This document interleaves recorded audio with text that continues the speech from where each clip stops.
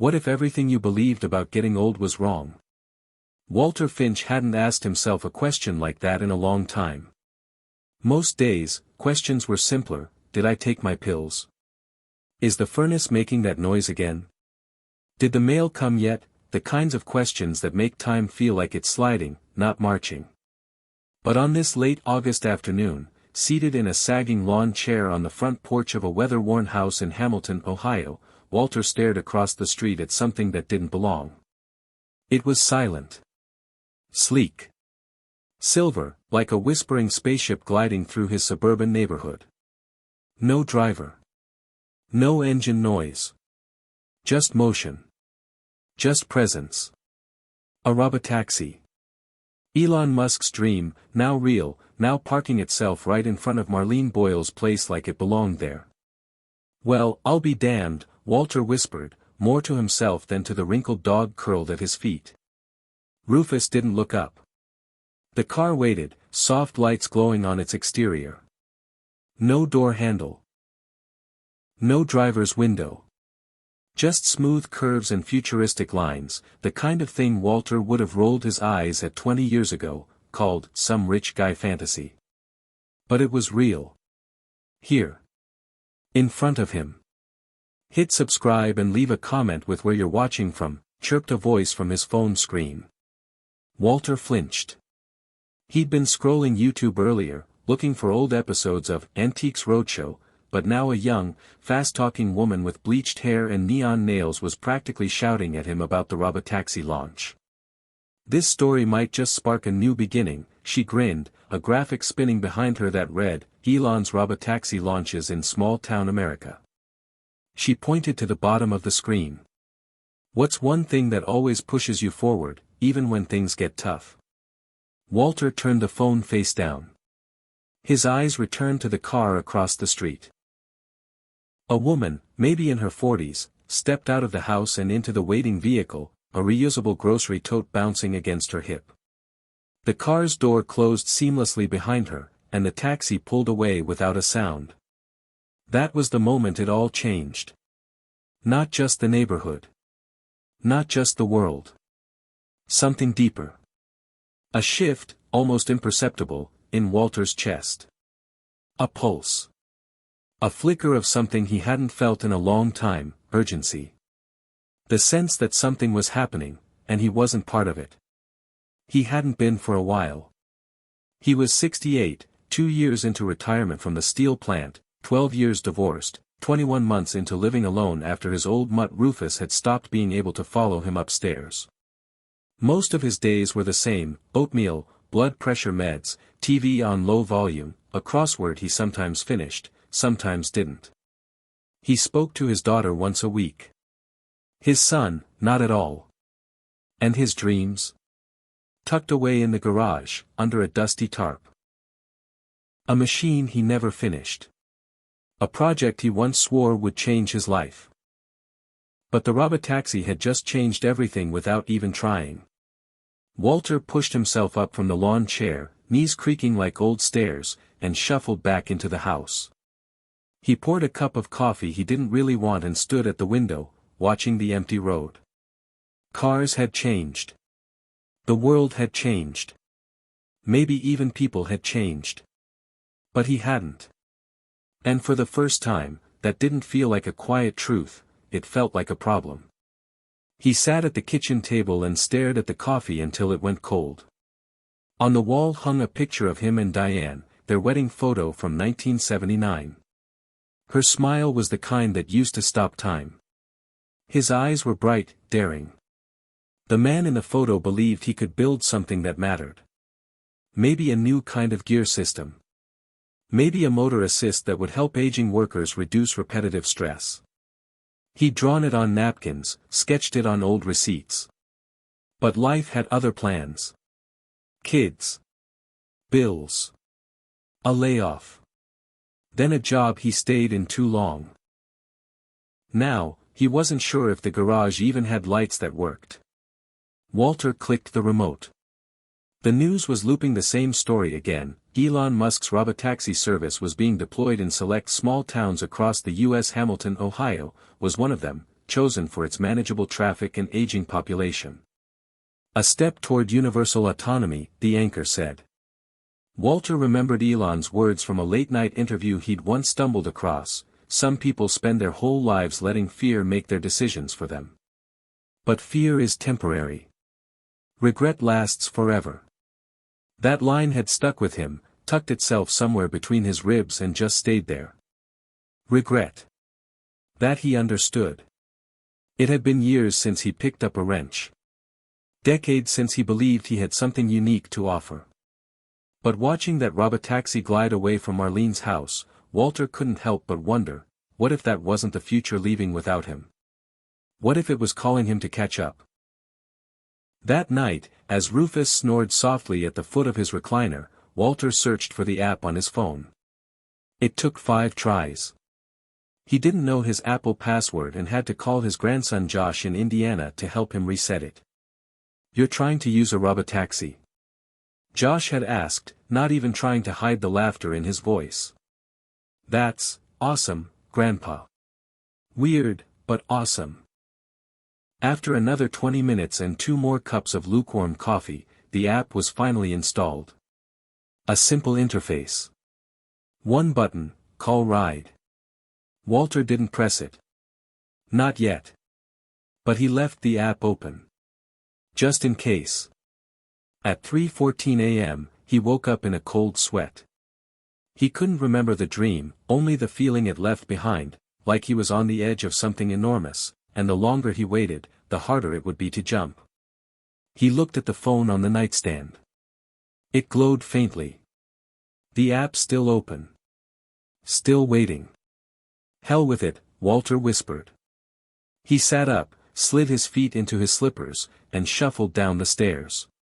Rufus followed, blinking, tail barely moving.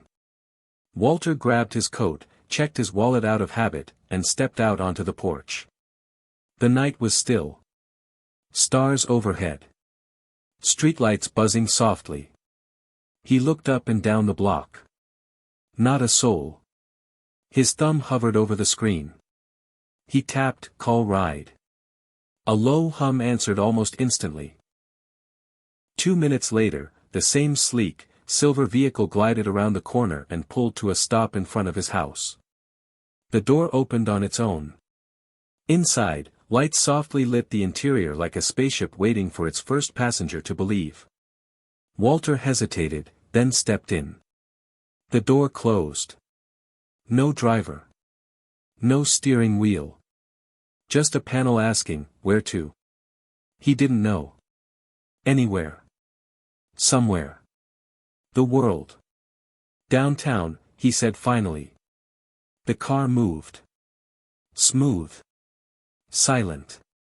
Like it didn't care he was 68, retired, and 2 decades behind the curve. It just went. And as the streets of his hometown passed by like a movie he'd seen too many times, Walter felt something unfamiliar rising in his chest. Not fear. Not sadness. Not even hope, exactly. It was possibility. The quiet understanding that maybe he hadn't missed everything. Maybe it wasn't over. Maybe, just maybe, there was something left for him to do. Something that mattered. The Robotaxi didn't promise answers. But it offered motion. A start. And sometimes, that's enough. Before the Robotaxi, before the glowing screens and the quiet hum of a driverless car on his street, Walter Finch lived most days on repeat. Not in a dramatic, cinematic Groundhog Day way. More like a soft blur, a slow dissolve between one Tuesday and the next. He had routines, the kind that didn't need clocks. Up at 6:30 a.m. because his back wouldn't let him sleep longer. Oatmeal in the microwave while the local weather guy made bad jokes about cold fronts. Take Rufus out. Feed Rufus. Take his blood pressure pills, arthritis meds, and half a multivitamin if he remembered. Sit. Wait. Think. Sometimes, not think. Walter had been a man of purpose once, or at least, that's how he remembered it. 45 years in the same factory. Started at 19. Promoted to shift supervisor by 30.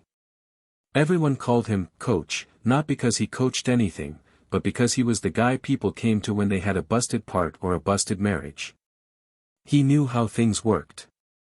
Machines, mostly. But also people, back then. Before the world sped up. Before everything you needed came from a screen. Back then, your hands mattered. What you built mattered. And Walter? Walter built things. He had ideas, more than ideas. He had sketches, designs, a few crude prototypes. His dream was small, but it burned hot. A support harness designed for factory line workers to reduce lower back stress. Simple, mechanical. A mix of old-school practicality and new-school ergonomics. He called it SpineMate. It wasn't fancy. But it worked. He had the blueprints to prove it, plus a homemade model in his garage that he'd soldered together from lawnmower parts and an old backpack. Diane, his wife at the time, had been skeptical but supportive in that soft way she always was. Just don't burn the house down, she teased the first night he stayed out there until 2 a.m. He didn't. But he did burn out. The SpineMate never made it past the garage. One layoff, 2 car repairs, and a roof replacement later, Walter shelved the dream and picked up overtime. Then more overtime. Then suddenly, dreams became things for other people. He filed the patent paperwork in a drawer he never opened again. Years passed. Diane left. Not all at once, but slowly, like steam from a kettle. She said he didn't see her anymore. Said he was angry all the time. Said she felt like wallpaper in her own life. He didn't argue. He didn't have the words. She moved to Arizona. Sent a card at Christmas.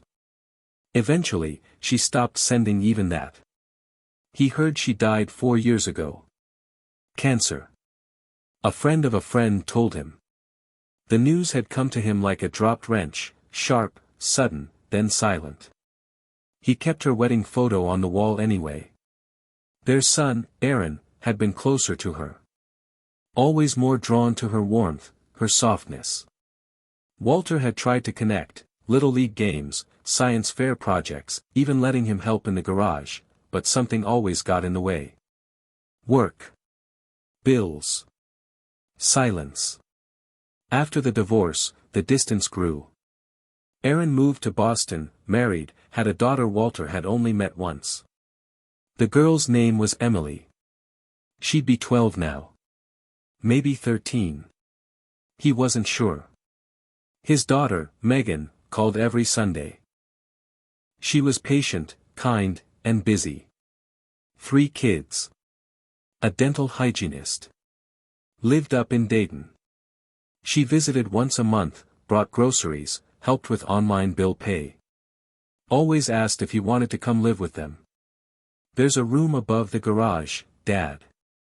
You could have your own space. He'd always said no. Not out of pride, exactly, but something harder to explain. The house felt like the only part of himself he still recognized. Even if it was falling apart. Even if the furnace sounded like it had emphysema. He had his recliner. His routine. His memories. And the garage. That damn garage. He hadn't stepped foot in there in over a year, but he thought about it often, especially at night, when the house got quiet and his thoughts got loud. He imagined lifting the tarp, finding the SpineMate prototype still intact, maybe even salvageable. But the garage held too much. Not just tools and scraps, but ghosts. The ghost of his younger self. The ghost of what could have been. The ghost of Diane, leaning in the doorway, arms crossed, smiling like she didn't quite believe in it but wanted to. He kept the garage locked. Told himself it was for safety. The truth was, he didn't want to know what had become of that dream. It was easier to let it live in memory. Memory, after all, was the one thing he had plenty of. He remembered the way Aaron used to laugh when he tossed him in the air. He remembered the exact sound the factory machines made when they were humming just right. He remembered Sunday mornings with Diane, her humming Patsy Cline while she made pancakes, him pretending not to like it but loving every note. He remembered the feeling of potential, too. Of walking home from work with grease on his hands and an idea in his head. He remembered feeling alive. But memory is a tricky thing. It can warm you or bury you. For Walter, it had become the latter. His days now were filtered through the soft lens of used to be. Used to be useful. Used to be strong. Used to be wanted. Now, when he walked into the pharmacy, the young clerk called him, "Sir," with a kind of pity in her voice, like she assumed he didn't know how to use a debit card. At the bank, they offered to set up online help. At the doctor's office, they spoke slower, like he might not follow. He followed just fine. He just didn't say much. What was there to say? He was 68. Retired. Divorced. Estranged. He still had Rufus, his old brown-eyed mutt who understood more than people gave him credit for. And the recliner. And the endless stretch of time. Time that didn't feel like a gift anymore. It felt like a sentence. Until the Robotaxi. Until that car glided down his street and stopped like it knew him. Like it had come for him. Walter had always scoffed at Elon Musk. Too rich. Too weird. Too Californian. But in recent years, he'd started listening. Not intentionally. At first, it was just clips on YouTube, interviews that autoplayed after car repair videos. Elon talking about Mars, about AI, about how failure wasn't the end but the path. "I think it's possible for ordinary people to choose to be extraordinary," Musk had said in one clip. Walter had paused it, rewound it, listened again. Not because he believed it. But because it stung. What if that was true? What if the only reason he wasn't extraordinary was because he'd stopped choosing? That question haunted him. Sat with him during commercials. Followed him into bed. He used to dream big. Now he dreamed small, dreams of finding the remote, of getting up without groaning. And yet, even with the weight of years pressing down, something inside him stirred. The kind of stir that comes before a shift. A tectonic crack beneath still water. The Robotaxi wasn't just a car. It was a signal. Not from Elon Musk, not really. But from something deeper. A voice, ancient and soft, whispering, "You're not done yet." He didn't know what that meant. Didn't know what he was supposed to do next. But for the first time in a long while, Walter didn't dread tomorrow. He was curious. That curiosity, it used to drive him. Used to be his fuel. The Robotaxi brought it back, not because of the tech, but because it made the impossible look easy. And that was enough to stir memory into motion, and memory into action. There was a man buried under these days. A builder.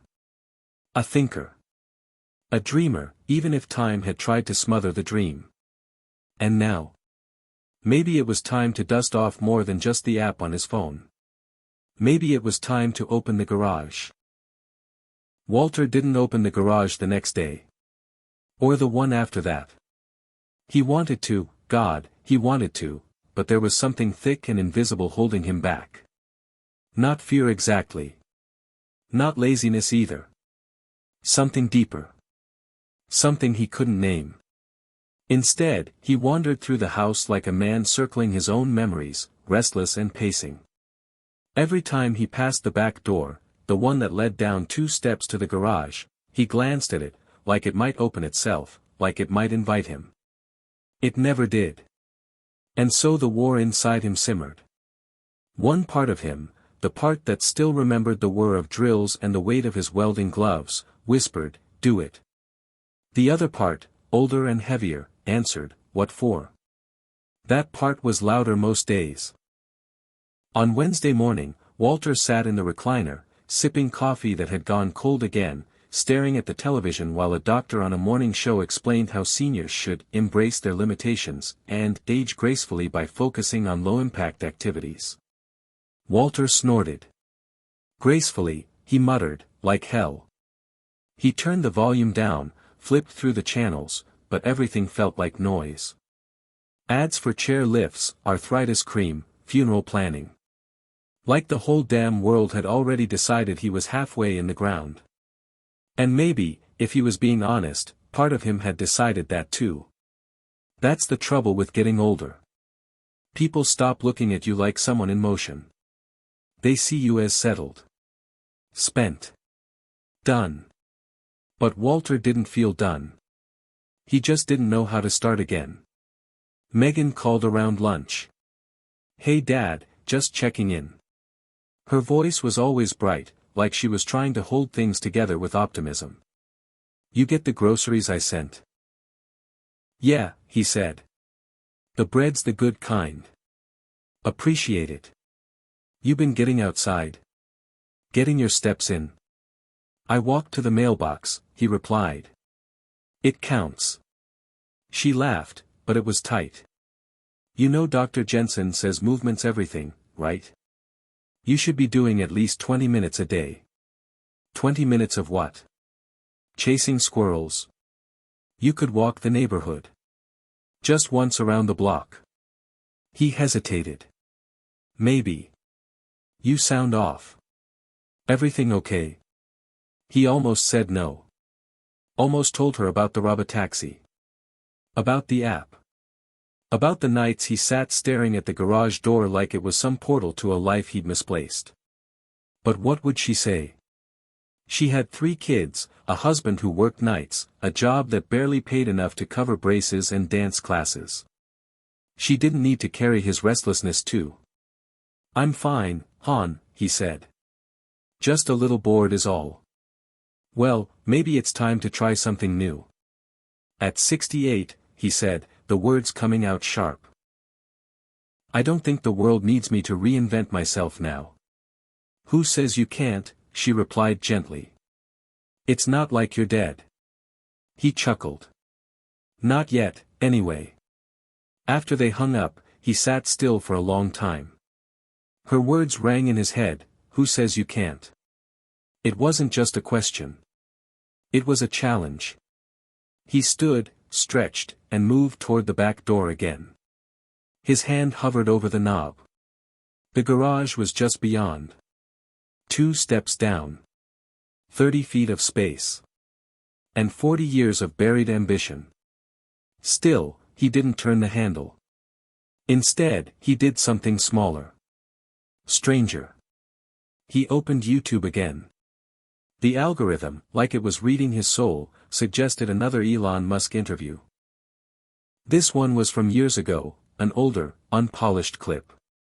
Elon was in a wrinkled t-shirt, hair a little messy, sitting on a panel with a group of skeptics.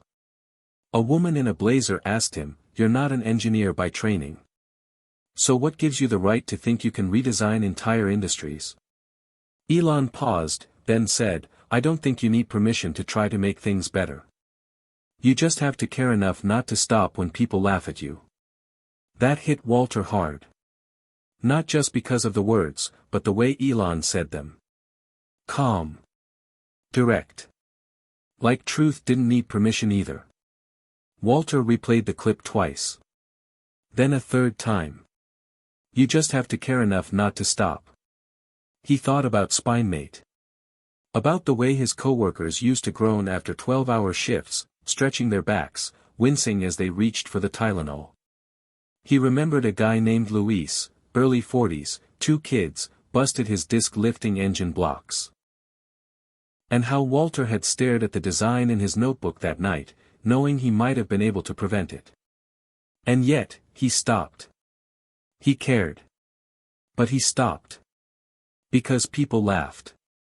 Because life got in the way. Because fear wore 1,000 disguises, and all of them looked reasonable. Walter shut the laptop. He stared at the ceiling. The inner war was louder now. Pride said, "Go back to the garage." Fear said, "You'll look like a fool." Regret whispered, but what if you don't? That afternoon, a neighbor dropped by. Marcus, 22, tall and polite, worked part-time delivering groceries and going to community college.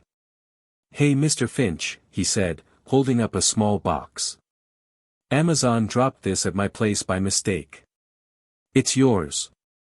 Walter took it, surprised. He didn't remember ordering anything. "Thanks." "Hey, did you see the Robotaxi?" Marcus grinned. "Took one to campus today.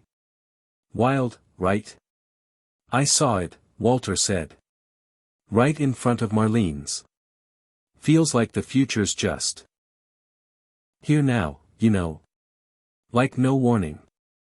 One day, you're driving your mom's Camry, the next, you're getting chauffeured by a machine." Walter nodded. "You trust it?" "More than I trust myself when I'm half awake for class," Marcus laughed. "Anyway, if you ever want to try it, I can show you the app. It's real easy." "I got it," Walter said. Marcus looked surprised. "Seriously? You rode in one?" "Just once. At night. Couldn't sleep." "That's badass, Mr. Finch. My grandpa won't even use the microwave." Walter smiled. "Maybe your grandpa's smarter than both of us." After Marcus left, Walter looked at the package. It was the replacement part he'd ordered months ago for the garage workbench, a new clamp vise. He'd forgotten all about it. Still, here it was. Delivered. Waiting. Like the universe had decided it was time. He stood in the kitchen for what felt like an hour, the box in his hands, heartbeat ticking like a metronome in his ears. Then, without a word, he walked to the back door. Turned the knob. Stepped down the stairs.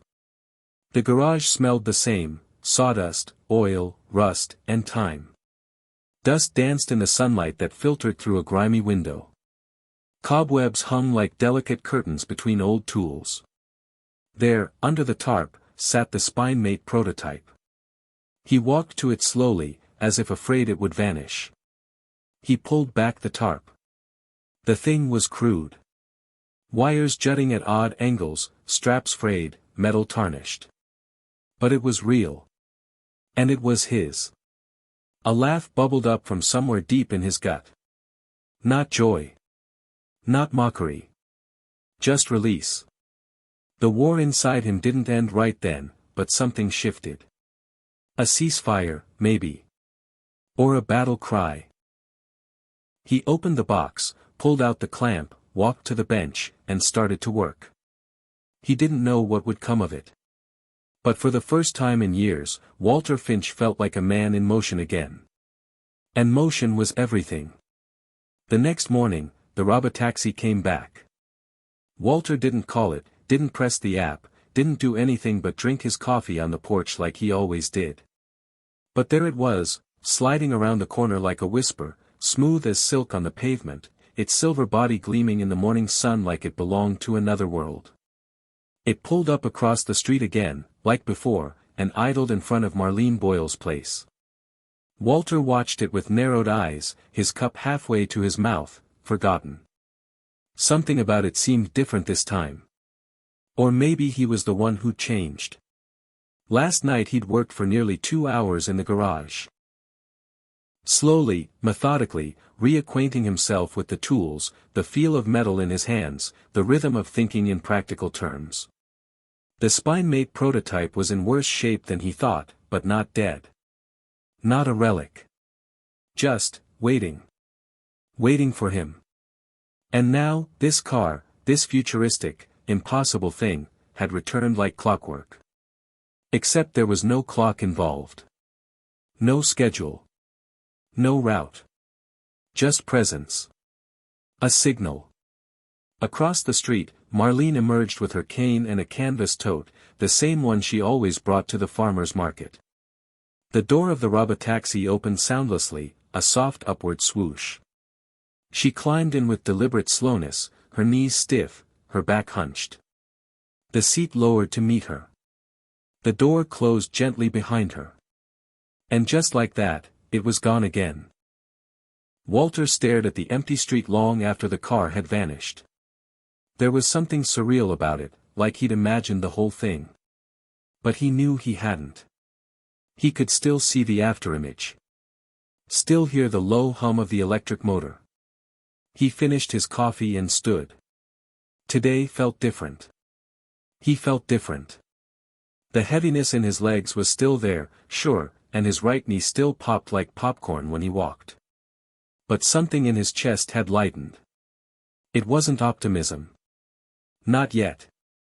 But curiosity, maybe. That was a start. Around noon, he pulled up the Robotaxi app again. This time he scrolled deeper, through FAQs, safety guidelines, even the feedback section. It wasn't just a ride service. It was a whole ecosystem. Built for autonomy. Designed for accessibility. Tesla had partnered with local governments to run pilot programs for seniors and disabled riders, real-world testing in places like Hamilton before scaling to major cities. Innovation begins where empathy meets engineering, said a quote on the info page, attributed to Elon Musk himself. Walter raised an eyebrow.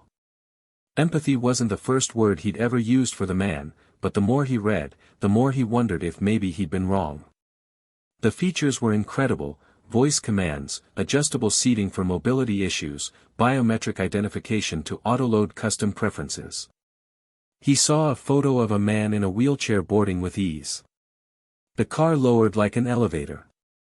No ramps. No stress. It was designed to say yes. Walter sat back in his chair and stared at the app. It felt like the future wasn't just arriving, it was extending a hand.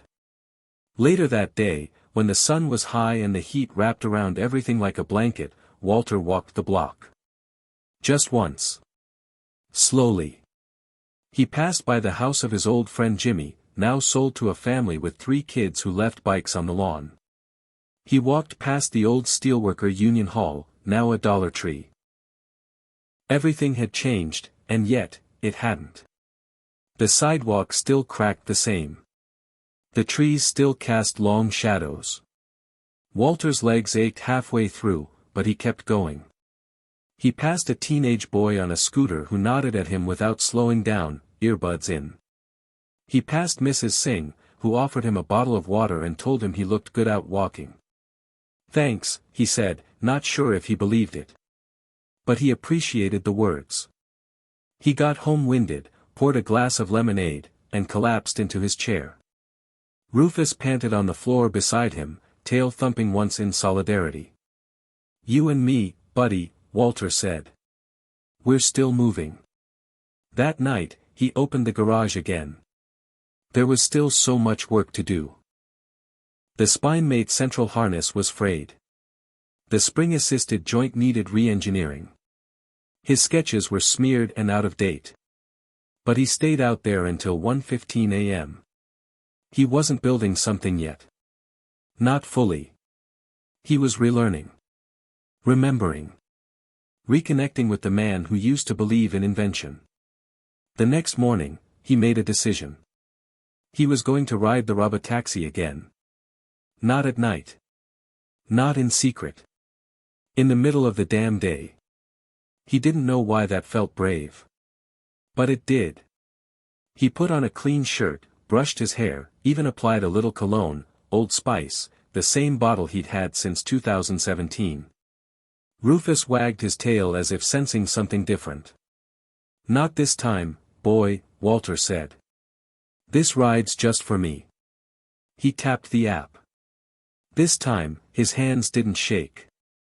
Estimated arrival, 3 minutes. He stepped outside and stood on the porch, hands in his pockets. The sky was clear. The street was still. Then, like magic, it appeared, gliding toward him, silent and sure. It stopped directly in front of his house. The door opened without a sound. Walter hesitated, just for a second. Then he stepped forward and got in.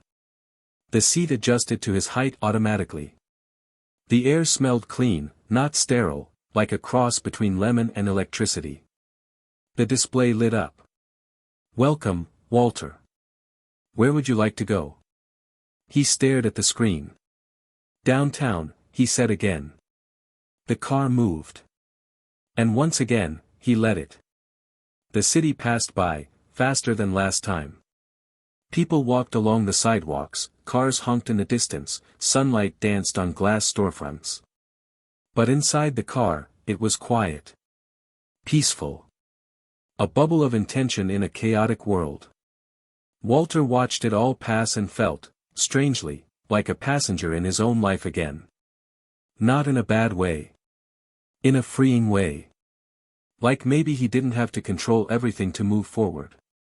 The Robotaxi stopped outside a small bookstore downtown. He hadn't planned it. But he got out anyway. He hadn't been inside in years. The bell above the door jingled as he stepped in, and the familiar smell hit him: paper, coffee, old wood. "Can I help you?" a young woman behind the counter asked. "Just browsing," he said. But he knew what he was looking for. He walked to the technology section. Pulled a few books off the shelf, one on wearable assistive devices, one on ergonomic design, one on AI integration in elder care. He bought all three. "You into robotics?" the cashier asked. "Not yet," Walter said. "But I might be." He didn't take the Robotaxi home. He walked. Slowly. Purposefully. Each step felt like punctuation. A statement. He passed people who didn't know his name, didn't know what he was thinking. But it didn't matter. The city felt more alive than it had in years. When he got home, he set the books on the kitchen table and made a sandwich. Rufus got a piece of turkey. "Big day," Walter said. Rufus agreed with a grunt. That night, Walter sat on the porch again, watching the sun go down, thinking about everything that had changed in just a few days. He thought about how long he'd waited to move. How long he'd been waiting for a sign. And how the sign didn't come with lightning or fireworks. It came with 4 wheels, a soft door chime, and the courage to say yes. He didn't know what came next. But he knew one thing: the Robotaxi didn't just take him downtown. It took him back to himself. The next morning, Walter skipped the news. He didn't care what the anchors were chattering about or what the weatherman thought the clouds were doing. He was already up, teeth brushed, Rufus fed, and the garage door opened by 7:45 a.m. Sunlight streamed in low and gold across the cluttered workbench. Dust swirled in the rays like stars. He stood in the doorway with a coffee cup in one hand and the future staring back at him. Not the world's future. His. The garage was still a mess, but there was something sacred about it. This was his cathedral. The altar of old dreams, rusted but not broken. He set down his coffee, rolled up his sleeves, and got to work. First things first, assessment. The prototype of SpineMate hadn't held up well over the years. The shoulder braces were brittle, one of the pistons was frozen solid, and the main support plate had warped slightly. Still, the core structure was intact. The idea hadn't eroded, even if the metal had. He pulled out the old schematics, wrinkled, faded, but still legible. SpineMate, industrial back support exoskeleton. His handwriting was careful, hopeful. He hadn't looked at it in over a decade, but as his eyes scanned the numbers, it came rushing back: what each screw did, how the spring tension was meant to shift weight, the way it flexed with a worker's motion instead of resisting it. This wasn't just a gadget. It had been a solution. Walter exhaled through his nose and muttered, "Still makes sense." But making sense wasn't enough. Not now. If he was going to do this, really do this, he needed to bring it up to date. He grabbed a notepad and began jotting new ideas, things he'd learned from the books he bought yesterday, things he'd heard in that Musk interview last week, even bits from a TED Talk that autoplayed on YouTube about wearable robotics. Lightweight materials. Smart sensors for posture correction. Pressure redistribution systems. Bluetooth integration. Some of it sounded like science fiction. But then again, so did a self-driving taxi a few years ago. Somewhere deep inside him, the old engineer, sleepy but not dead, was waking up. He spent 3 hours just cleaning. Sorting bolts, wiping grime, tossing out broken clamps. By midday, his back was stiff and his hands ached, but he didn't stop. He just sat on the stool and kept scribbling. The funny thing was, he wasn't doing it for money. Not fame either. Those dreams were gone, burned off by time. But he did it for something he didn't even know he missed: usefulness. A reason to move. A reason to think beyond the TV remote. Around 1 p.m., he paused to microwave leftovers. Rufus hovered hopefully, scored a crust of lasagna. Walter flipped through one of the books, an engineering guide on adaptive wearables, and marked a page about load-bearing joint structures. Simple, he muttered, tapping the diagram with his fork. Just need the right tension angle. After lunch, he called Megan. She picked up on the second ring. "Hey, Dad. You okay?" "I'm good," he said. "Real good." She sounded surprised. "Well, that's great to hear. You know what I found in the garage? A raccoon. Better. Remember that back brace I used to tinker with? Spine mate?" she said. He blinked. "You remember the name?" "Of course I do. I used to pretend it was a jetpack when I was a kid." He chuckled. "Well, I'm dusting it off. Updating it." "Wait, seriously?" "Why not?" he said. "I got the time. The space. A few ideas. Feels like the right moment." There was silence on the line for a few seconds. Then she said, "I think that's awesome, Dad. You're glowing a little. I can hear it." He smiled. "Maybe. Little glow never hurt anybody." "Well, I've still got your old patent draft in my file somewhere. Want me to dig it up? If it's not too much trouble." "Please," she said. "After 3 toddlers, paperwork's the least of my worries." When they hung up, Walter sat back in his chair and let the weight of the moment sink in. He hadn't felt this focused in years. Not since the factory days. Back then, problems had solutions. They were mechanical, solvable. Now, life had felt unsolvable for a long time. Until he remembered he didn't need to solve everything. Just something. That evening, he used the Robotaxi again, this time to go to the hardware store. He waved to Marcus, who was mowing a lawn down the block, and the kid gave him a double thumbs up. The taxi opened smoothly, greeted him by name. The voice assistant had a warmth to it, not too robotic. "Where to today, Walter?" it asked. "Home Depot," he said. "Materials aisle." Confirmed. The ride was smooth, fast. The inside of the car almost felt like a workspace itself, minimalist, intentional. Walter realized something on that ride: Tesla hadn't just built a car. They'd designed possibility. Freedom in a seatbelt. At the store, he loaded up on aluminum bars, steel cable, replacement bolts, and a few power tool parts. At checkout, the cashier raised an eyebrow. "Starting a project?" Walter grinned. "Picking up where I left off."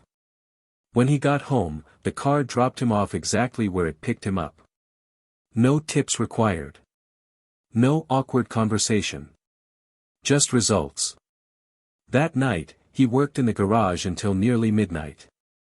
The new parts fit better than expected. He replaced the shoulder hinges, rewired the tension brace, and added a modular plate that could hold a microcontroller later, if needed. He didn't have a design for that part yet.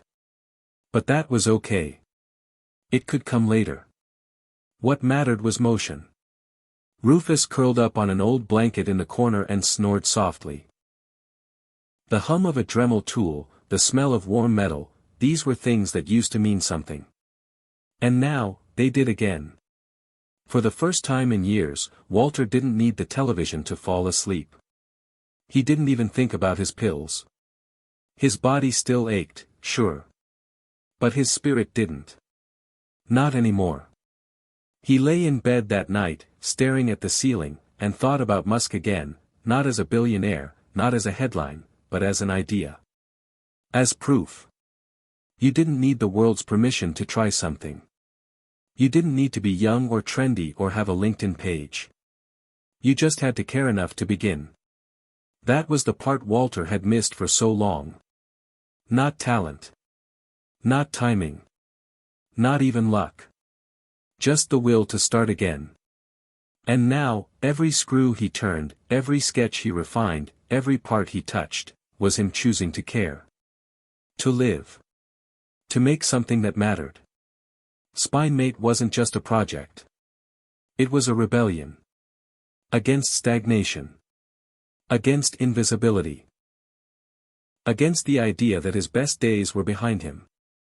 And if he could finish it, if he could make it work, then maybe he'd prove that getting older didn't mean getting obsolete. That the future had room for the past. Especially if the past was willing to evolve. And he was. Finally, he was.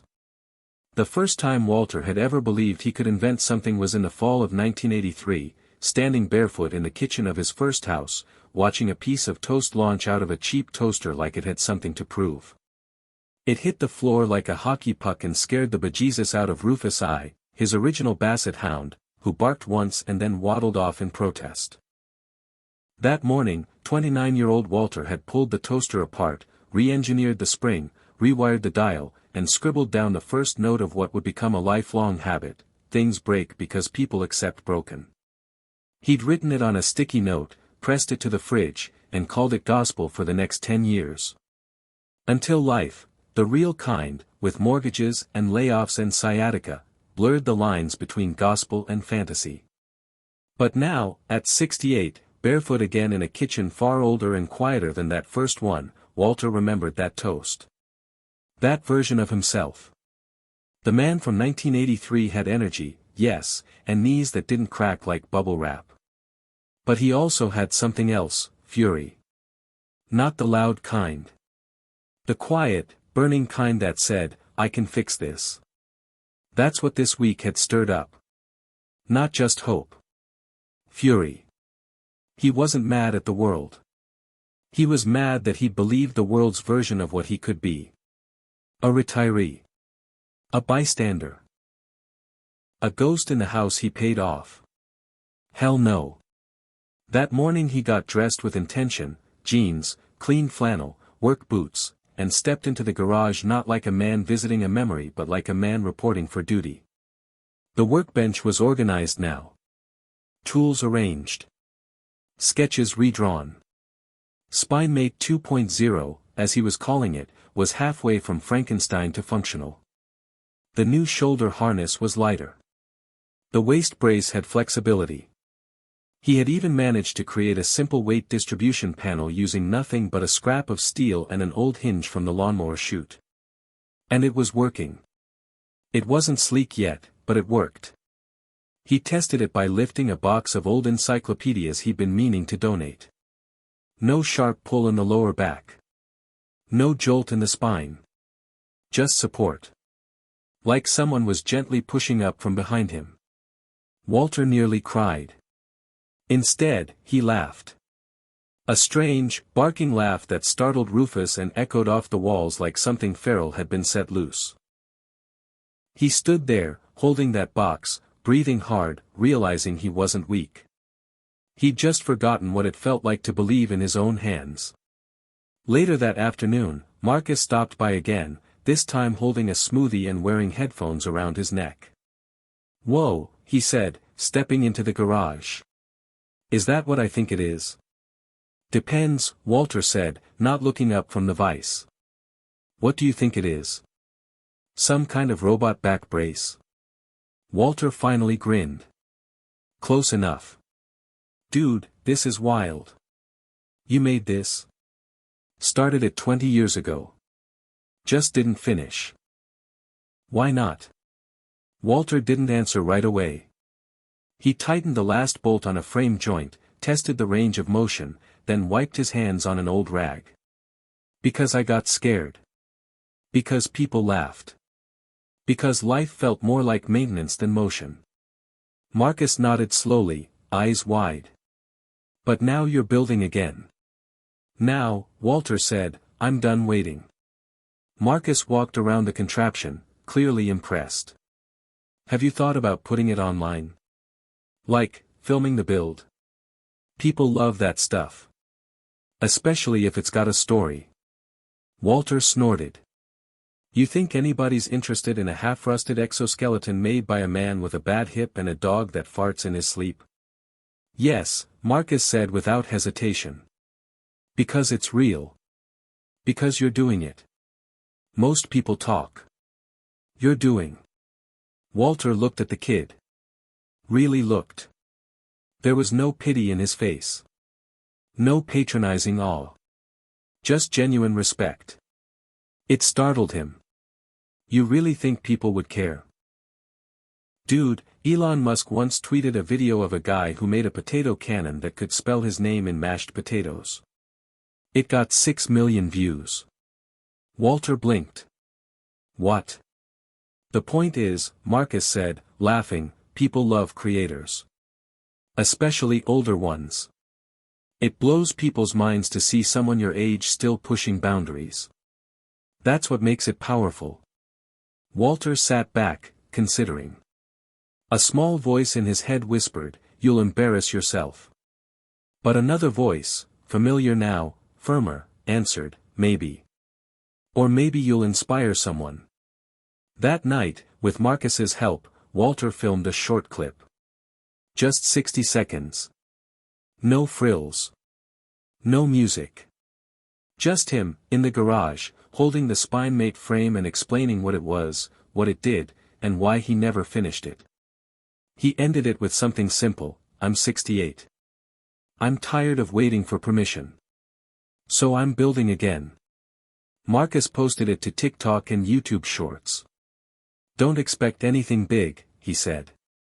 The algorithm's weird. Walter didn't. He half expected 12 views and a comment from a spam bot offering crypto. But the next morning, when he opened his inbox, there were over 1,000 comments. By noon, the video had over 100,000 views. And climbing. One comment read, my dad was a welder. This made me cry. Thank you for reminding me of him. Another said, you're not just building a back brace. You're building hope. Walter read every single one. All morning. In awe. Not of the numbers. But of the connections. People cared. Not about the polish or the production quality. They cared about the effort. The story. The spark. The local news station reached out that afternoon. So did an engineering student from Georgia Tech who asked if Walter would be open to collaboration. He sat at his kitchen table, staring at the screen, stunned. Then he closed the laptop. Got up. Walked to the garage. And started working again. Not for fame. Not for attention. But because now, it mattered more than ever. That night, Rufus curled up beside him as he sat on the porch watching the sky shift from orange to deep purple. He could still hear the Robotaxi hum in the distance somewhere. Someone else getting picked up. Someone else going somewhere. And he smiled, because he wasn't jealous anymore. He wasn't standing still. He was moving. Again. Maybe even faster than ever. Just in a different direction. And in the dark, he whispered something out loud, just to feel it. Just to make it real. I'm not done. Not even close. The man from 1983 would have been proud. But the man from 2025? He was just getting started. Walter woke just before dawn, an uncommon excitement buzzing in his veins. The garage twilight felt electric as he pushed open the door, his heart beating in rhythm with the distant hum of the early bird Robotaxi service drones. He hadn't slept well, his mind replaying the glowing comments and unexpected momentum from the viral clip. The project had become more than a garage experiment. It felt like duty now. A whisper on a screen had turned into a chorus, and he couldn't ignore it. As he stepped over dusty rags and scattered tools, he noticed a printed email lightly taped to his workbench, an offer from a robotics lab at Georgia Tech, saying they saw his video, wanted to help with SpineMate's next-gen design. Walter blinked, reading and rereading. His hands trembled, not from the cold or age, but from the tidal wave he had never expected to ride. He folded the paper slowly and slipped it into his shirt pocket, too scared, too hopeful, to toss or discard. The garage smelled of oil and memory. He lifted the prototype, testing the improvements made just hours before, the tension gauge for posture correction, the sensor placeholder, the lightweight frame. Pulling the harness over his shoulders, he tested how it redistributed the weight of an empty toolbox on his back, no soreness, just support, just potential. He stood a moment longer than necessary, listening to the hum of early morning stillness, remembering a younger self who believed wholeheartedly that invention was possible for any pair of hands brave enough to try. He sat back and tapped the voice recorder on his phone. He recounted the journey so far, all the fear, the loss, the flicker of beginning again. He spoke of the Georgia Tech invite, of thoughts of bringing younger voices into the workshop. He ended with words that felt heavy with meaning, I am no longer invisible. When Marcus arrived mid-morning, with his usual grin and smoothie, Walter wasn't surprised. The kid had practically become a part-time apprentice. Got email from the lab, Walter said, still sounding stunned. He told Marcus about the opportunity. The kid's eyes lit up like sparklers. This is huge, he said. You'll have engineers, 3D printers, CAD software. Could go places. Walter nodded. It felt like the first vital breath in years. The first piece of possibility woven from public interest and real collaboration. But worry crept in.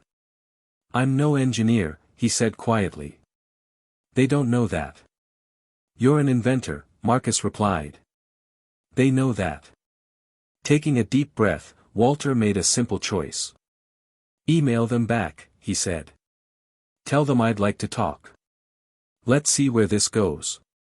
The rest of the day passed in a blur of activity, calls to the lab, sharing photos of sketches, poring over engineering lingo, learning new acronyms.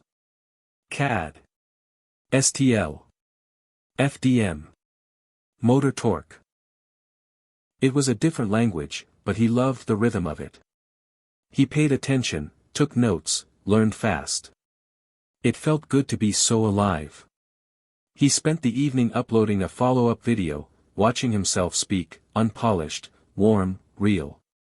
He asked for advice, for shared insights. He spoke of growing older and daring again. He closed with, "You're never too old to matter." Not really. You just need courage. The response was immediate. Hundreds of comments flooded in, encouragement, shared regrets, stories of their own paused dreams. He didn't reply to them all. He couldn't. But he read them. Each one anchored him deeper into this new path. That night, as he shut the garage light and Rufus nudged his pant leg for his spot on the rug, Walter understood that belonging wasn't about age. It was about being seen, and choosing to be seen. And maybe, just maybe, this was the moment his generation redefined what it meant to be old. Walter had always known the garage wasn't just a room, it was a mirror.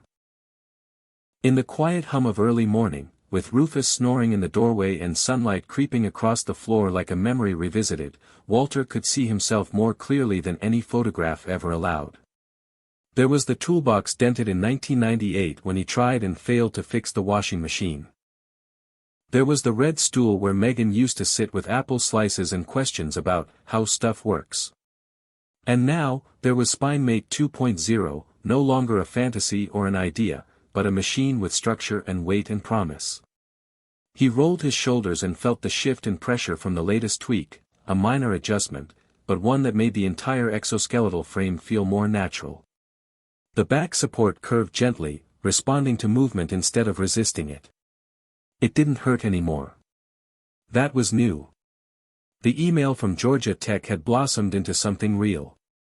A Zoom call the previous day with two graduate students, Lena and Miguel, had left him breathless with energy. They'd seen potential not just in the device, but in Walter himself. They didn't see a lonely old man fumbling through his past. They saw a pioneer who'd survived long enough to matter again. "We'll mock up a 3D render and send it over," Lena had said, her face bright with conviction. "But don't change anything without letting us know. What you've already built is remarkable." He'd stared at the screen after the call ended, hands trembling, chest full. It wasn't the compliment that got him. It was the respect. Nobody had spoken to him that way in years. Later that day, his latest video, featuring SpineMate's first field test, carrying a bag of soil from the trunk to the backyard, hit 250,000 views. Then 500,000. The comments were still pouring in. "My granddad needed this. Thank you for thinking of people like him. My dad cried watching this. He was a carpenter before his back gave out. This makes me feel like there's hope for aging and technology working together." Hope. That word kept coming up. And Walter understood why. Because aging in America often meant slipping away from the conversation. Becoming a punchline. An afterthought. A burden. But this project was dragging him back into the center of the narrative. Not out of nostalgia. Out of necessity. That afternoon, the Robotaxi arrived like clockwork. He hadn't even summoned it this time. It just appeared. Parked in front of his driveway like a friend dropping by to see how things were going.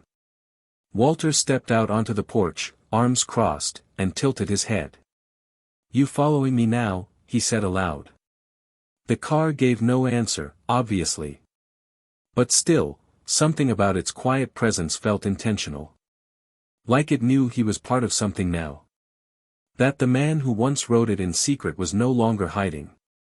He walked across the lawn slowly, boots crunching the dry grass, and stood in front of the open door.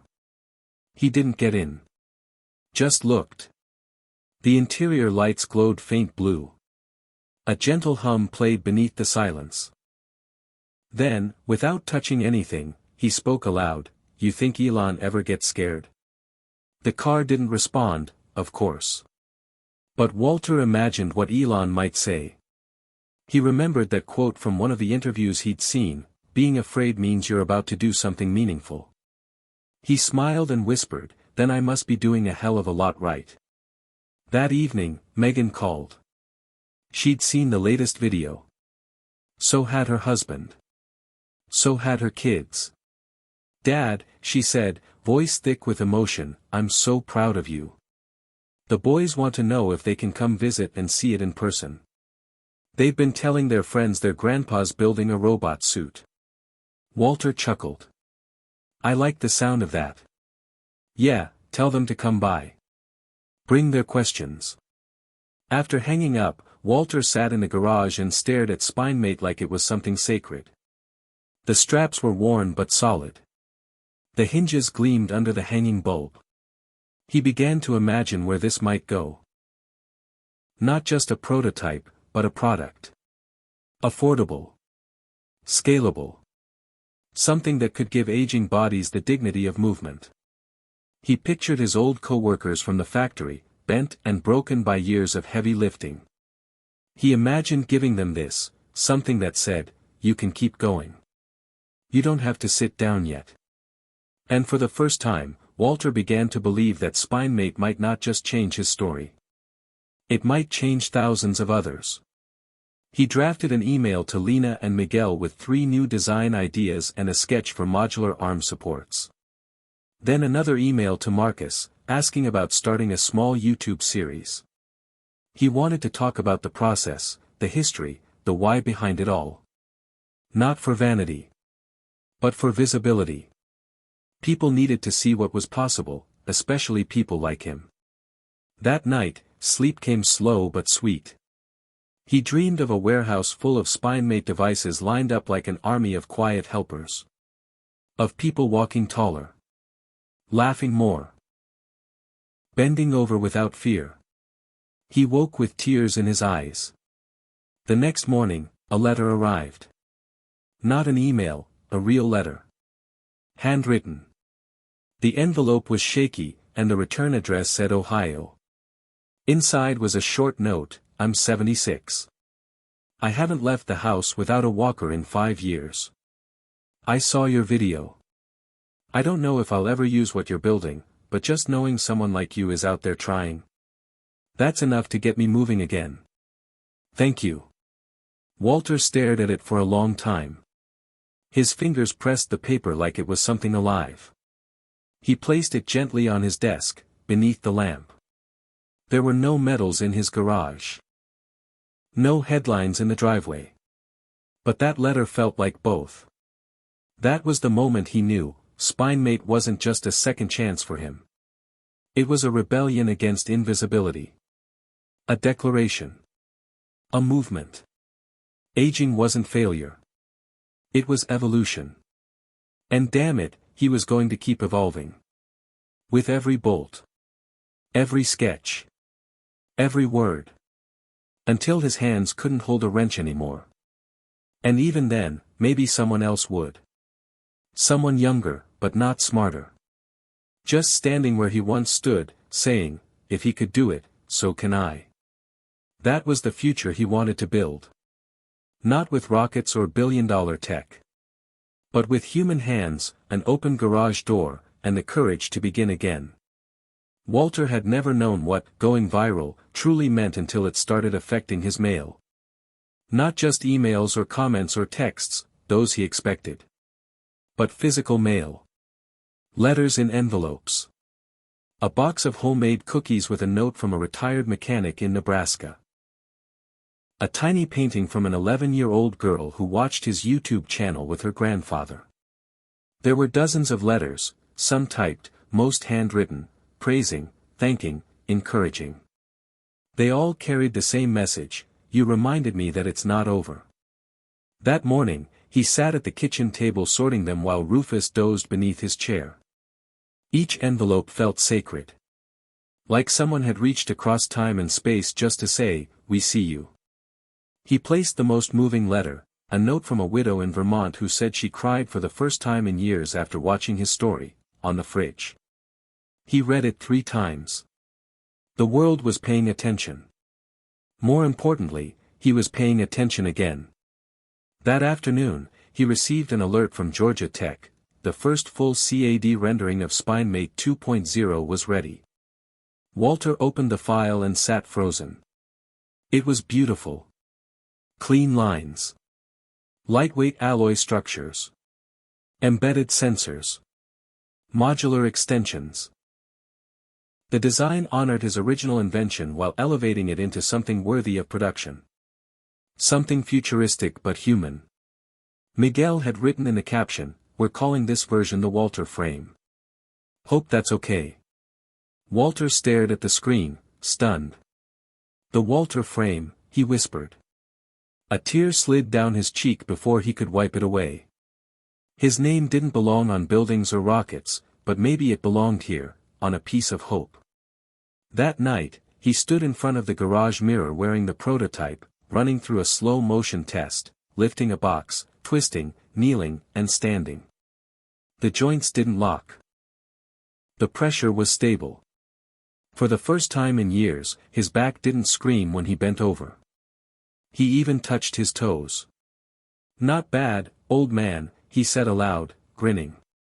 He looked ridiculous in the mirror, standing there in socks and a glowing spinal brace, but he didn't care. It was working. It was working. The next morning brought something new, a news van. It showed up around 10 a.m., parking quietly across the street. A woman in a green blazer stepped out, waved politely, and approached. "Mr. Kessler." Walter looked up from his wrench. That's me. I'm Dana Collins with Channel 7. We'd love to do a short interview if you're open to it. We've had several requests from viewers after your video went viral. Walter hesitated. He wasn't sure he was ready for that kind of spotlight. But then he remembered the letter on the fridge, the girl's painting, the Georgia Tech render. This wasn't just about him anymore. This was bigger. "All right," he said. "Give me 5 minutes to clean up." They filmed the segment in the garage. Dana asked thoughtful questions. Walter spoke plainly, about invention, regret, rediscovery. When she asked why he started again now, he looked into the camera and said, "Because waiting for permission got me nowhere." That night, the segment aired. The views doubled again. But more than that, the emails came. One from a physical therapist who wanted to test SpineMate in her clinic. One from a non-profit interested in funding a pilot program. One from a veteran who wrote, "I wore a brace for years after my injury. Watching you made me feel proud of my medal again." The message was clear: the world wasn't done with him, because he wasn't done with the world. The following day, Megan arrived with her 2 boys. They burst into the garage like explorers discovering a secret lab. "Whoa! Is this it? Is this the robot back thingy?" Walter laughed, kneeling down. "It's called SpineMate. But yeah. This is it." He helped them try it on. Without the powered parts, just the shell. They took turns pretending to lift imaginary weights. "You made this?" the youngest asked. "Started it a long time ago," Walter said. "But yeah, I finished it recently." Megan stood in the doorway, arms crossed, smiling with a pride that nearly undid him. "You've changed," she said quietly. "You're lighter. Not physically, well, maybe that too, but inside. It's like you woke up again." "That's exactly how it feels," he said. "Like I woke up." That evening, they ate spaghetti on the porch. The boys tossed a frisbee for Rufus, who gave half-hearted chases before plopping down with a satisfied grunt.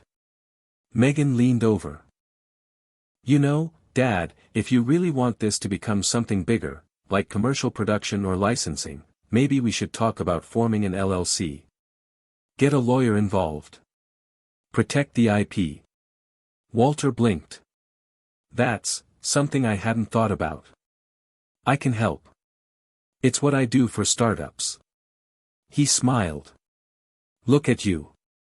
My daughter's going to be my CEO. Don't flatter yourself," she teased. "I just want a good seat on the rocket ship." The next few days moved like wildfire. Georgia Tech sent a printed 3D model of the new Walter frame. Walter posted a video showing it off. It hit 1 million views in 3 days. Elon Musk himself retweeted the video, adding the words, "Never underestimate reinvention.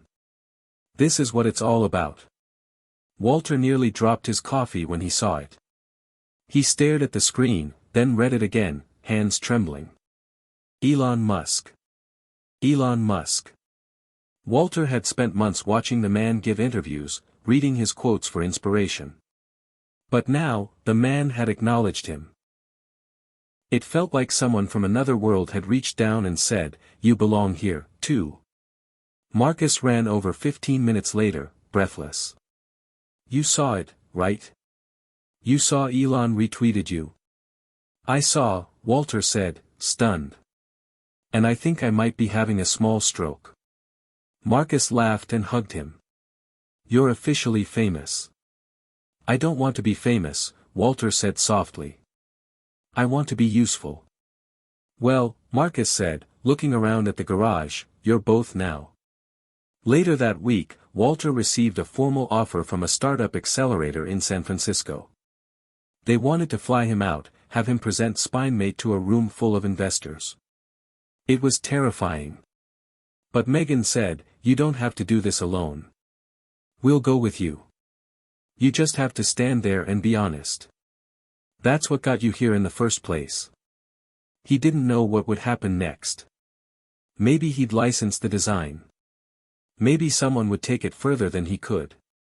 Or maybe, just maybe, he'd be part of building it at scale. He didn't need to control the future. He just wanted to be in it. And every night, when he closed the garage door, he paused for a moment. He looked back at the frame, the workbench, the memories. And he whispered to himself, "You started too late. But you didn't end too late." And that was enough. More than enough. Hit subscribe and leave a comment with where you're watching from. This story might just spark a new beginning. What's one thing that always pushes you forward, even when things get tough? The flight to San Francisco was the first time Walter had left the state in almost 2 decades. Everything about it felt surreal, the sleekness of the airport, the quiet confidence of the young professional striding past with noise-canceling headphones and ultralight backpacks, the subtle pressure in his ears during takeoff. Megan sat beside him, laptop open, calmly explaining what to expect at the startup accelerator, a presentation, some Q&A with investors, maybe a few media outlets if things picked up steam. She kept calling it a pitch, but to Walter, it didn't feel like a sales job. It felt like a testimony. SpineMate wasn't a product to him, it was a second chance made visible. The city hit him like a wave. Glass towers, electric buses, neon scooters, automated everything. Robotaxis zipped down Market Street, sleeker than the ones back home. This place hummed with reinvention. He couldn't help but feel both out of place and perfectly aligned. Like a vinyl record in a digital world that still had something unique to play. At the accelerator, they were greeted by a young woman named Priya, who introduced herself as their startup liaison. She was 25, wore wire-rimmed glasses, and had a presence that made Walter feel both reassured and slightly nervous. "We're so honored you came," she said, shaking his hand. The Walter frame is a perfect example of what this industry needs right now, something grounded, real, with heart. Walter smiled awkwardly. "It's just a back brace." Priya shook her head. "It's dignity. For a generation the market's ignored." They led him into a presentation hall, not enormous, but big enough to make his pulse race. There were chairs, a projector, a few cameras, and maybe 50 people milling about with name tags and startup hoodies. Walter stood near the back wall, spine stiff. Megan squeezed his hand. "You've got this," she whispered. "Just speak from the same place you did in the garage." He gave a tight nod, but his thoughts were already spiraling. Why am I here? These people are used to holograms and AI and 20-year-olds with MIT degrees. I build things with wrenches and duct tape. Then he heard it. Or rather, saw it. Projected on a nearby wall, a quote by Elon Musk, "If something is important enough, you do it even if the odds are not in your favor." That was it. That was the message. Walter stepped up to the front when called, his prototype next to him on a wheeled stand. The room quieted. He looked out over the audience and cleared his throat. "My name's Walter Kessler. I'm 68. I used to fix elevators. Then I got old, retired, and convinced myself I didn't matter anymore. I designed this brace years ago after my back gave out. Never finished it. Life got in the way. Fear got in the way. But recently, something clicked. I saw people, older people, getting left behind. Not by choice, but by design. We talk a lot about disruption. Well, I'm here because being invisible is a problem worth disrupting." The room was silent, not with disinterest but attention. He lifted the prototype and explained how it worked. Talked about weight redistribution. Smart support. The way it moved with your body instead of against it. He didn't use fancy terms or big promises. Just honesty. "This won't make you young again," he said. "But it might help you keep doing what you love just a little longer. And for some of us, that's everything." When he finished, the room erupted in applause. Not thunderous, but sincere. A few people stood. Megan looked like she was holding back tears. Later, they mingled with attendees. Two venture capitalists approached him, curious about manufacturing costs. A non-profit founder pitched the idea of testing SpineMate at senior centers. A man from an international aid organization asked if it could help aging workers in rural areas abroad. Walter answered what he could. Admitted what he didn't know. Promised to follow up. He didn't try to sound like a businessman. He sounded like a builder. That night in the hotel room, he sat on the edge of the bed, still wearing the blazer Megan had convinced him to buy. "Well," he said, staring at the wall. "That was something." Megan laughed from across the room. "Dad, you were incredible."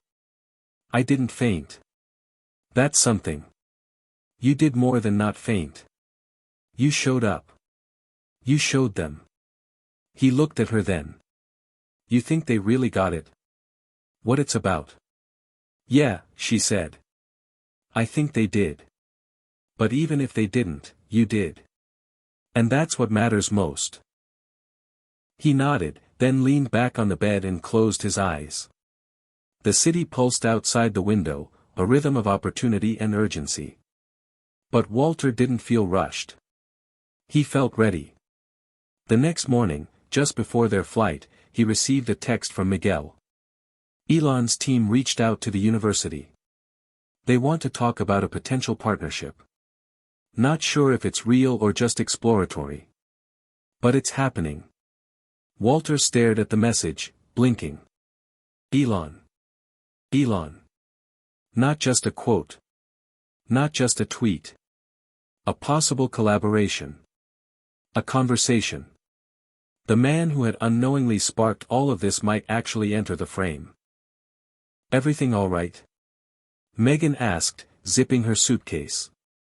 He held up the phone and just smiled. "Everything's more than all right." On the plane ride home, he stared out the window, watching the clouds blur past. He didn't know what would happen next. He didn't need to. What mattered now was motion. Not the destination. Just the fact that he wasn't standing still anymore. He had a brace in a garage, yes, but more than that, he had a purpose in his chest and a second wind in his soul. And whether Elon Musk ever sat across from him or not, Walter knew something with absolute certainty: he was no longer waiting for the world to see him. He had seen himself. And that changed everything. The weeks after the San Francisco trip blurred into a whirlwind Walter barely recognized. His garage, once a quiet refuge of tinkering and solitude, had turned into a hub of activity. Megan coordinated calls and meetings, managing calendars and email chains with the precision of a seasoned executive. Marcus helped with social media, turning Walter's simple videos into professional content that sparked conversations across forums and communities. And through it all, Walter stayed focused on SpineMate, refining parts, testing new materials, and responding to feedback from physical therapists and engineers alike. Yet, despite the growing momentum, something felt unfinished. The pulse in his chest quickened every time Elon Musk's name came up, whether in a headline, a retweet, or a news segment mentioning potential partnerships with Georgia Tech. Walter wondered what it would be like to speak to Elon directly. To look the man who had inspired him in the eye and say, "I did it. I kept going." One chilly morning, an email popped into his inbox with the subject line, "Invitation to Elon Musk's Innovation Summit." The message was brief but unmistakable: "We would be honored to have you join us as a guest speaker at Tesla's upcoming Innovation Summit. Your work with SpineMate embodies the spirit of fearless reinvention. Please reply if interested." Walter stared at the screen. His hands trembled. He reread the note 3 times before typing a quick, "Yes, thank you." The days leading up to the summit were filled with nervous anticipation. Megan flew out ahead to help prepare. Marcus stayed home but sent constant messages of support. Walter spent hours practicing what he might say, yet all rehearsed speeches felt hollow. What he really wanted was to speak from the garage again, from the place where hope began, not a polished conference hall. When he arrived at Tesla's sprawling campus, the energy was electric. Engineers and innovators bustled through sleek corridors, robots hummed in the background, and massive screens displayed images of rockets, electric cars, and yes, the new Robotaxis cruising the streets. Walter felt dwarfed and yet strangely at home. This was a different kind of garage, one powered by billions and fueled by dreams that seemed both impossible and inevitable. At the summit, Elon Musk appeared on stage with his usual casual confidence. Walter watched from the front row as Elon spoke about pushing boundaries, defying limits, and embracing failure as fuel for growth. Then came the moment Walter had both feared and hoped for. His name was announced. Please welcome Walter Kessler, inventor of the SpineMate brace and a living example of why age should never be a barrier to innovation. The applause was warm but not overwhelming. Walter walked to the stage, feeling the weight of years and dreams balanced on his shoulders. He began slowly, telling the story of a man who once thought he was too old to matter, who'd nearly given up on himself, until the spark of possibility found him in the quiet hours of his garage. He spoke of fear, regret, and the stubbornness required to start again. When he demonstrated SpineMate, showing how it helped him bend and move with ease, the audience leaned in. Walter wasn't just a speaker, he was proof. Elon approached him afterward, offering a handshake that lingered with the gravity of respect. Walter, Elon said, your story is the kind of thing that reminds me why I do what I do. Reinvention isn't just for the young. It's for anyone willing to fight. Walter smiled, feeling years of loneliness and doubt dissolve in that simple exchange. The summit opened doors. Investors approached with interest. Engineers asked to collaborate. Media outlets requested interviews. Walter was no longer just a man in a garage, he was part of a movement. One afternoon, while working on a new version of SpineMate, his phone rang. The voice on the other end was calm but direct, Mr. Kessler. This is Carla from SpaceX. We're interested in exploring how your technology might help astronauts with mobility in microgravity. Would you be open to a discussion? Walter laughed aloud, surprising even himself. From back pain to space travel. The journey he'd started in solitude was now touching galaxies. Yet, amidst the excitement, Walter remained grounded. He knew this was just the beginning. The real work was in turning ideas into impact. He kept building, kept sharing, and most importantly, kept believing. And as the Robotaxi rolled on the streets, carrying passengers through cities and stories alike, Walter found peace in the knowledge that his own journey, the one that felt too late and too small, was part of a larger revolution. Age wasn't a cage. It was a challenge. And he had answered the call. Walter woke early, the sky still a deep blue-gray outside his window, the kind of quiet dawn that made the world feel full of possibility instead of weight. He dressed slowly, as he always did now, with care, with intention, not because his body demanded rest, but because each morning was a choice to keep moving forward. Megan had sent a text last night, conference call with Tesla at 9. Be ready. This could be big. He wasn't sure what big really meant anymore, but he trusted her judgment. Sitting at the kitchen table, the SpineMate frame gleamed softly in the morning light, a reminder of how far he'd come from the man who once felt forgotten in a house full of silence. When the phone buzzed, he answered with a steady voice, "Good morning, this is Walter." On the other end was a calm but excited voice, "Walter, this is Priya from Tesla. We've reviewed your latest prototypes and are impressed. We want to discuss a pilot program to integrate SpineMate technology with Tesla's new line of autonomous support exoskeletons for healthcare workers. Are you available for a video call this afternoon?" Walter blinked. Autonomous exoskeletons. Healthcare workers. His invention was meant to help people like him, older, worn down by time, but this was something new, something bigger. "Absolutely," he replied. "I'll be ready." The rest of the morning passed in a flurry of preparations. Megan helped him rehearse technical details, Marcus worked on a presentation deck, and Walter found himself smiling at the whirlwind of collaboration that surrounded him. He thought about the times he'd worked alone in the garage, doubting if anyone would ever care about his ideas. Now, people were waiting to hear from him. That afternoon, the video call began with several Tesla engineers and Priya on screen, faces bright with enthusiasm. "Walter, your work has inspired us to rethink what's possible for support devices," Priya said. "By combining SpineMate's flexibility with Tesla's AI-driven actuation, we believe we can create a hybrid device that reduces strain for healthcare workers while enhancing mobility." Walter listened carefully, the words sinking in. This was no longer just about easing back pain, it was about improving lives on a massive scale. The engineers shared designs, data, and simulations. Walter asked questions, technical, practical, hopeful. He offered ideas from his years of tinkering and his lived experience. The conversation stretched for hours, but Walter felt energized instead of exhausted. When the call ended, Megan hugged him tightly. "You're making history, Dad." Walter smiled, tired but proud. "I'm just doing what I should have started years ago." The following days were a blur of emails, phone calls, and prototypes. Walter's garage became a mini innovation lab, filled with parts, 3D printers, and laptops humming with calculations.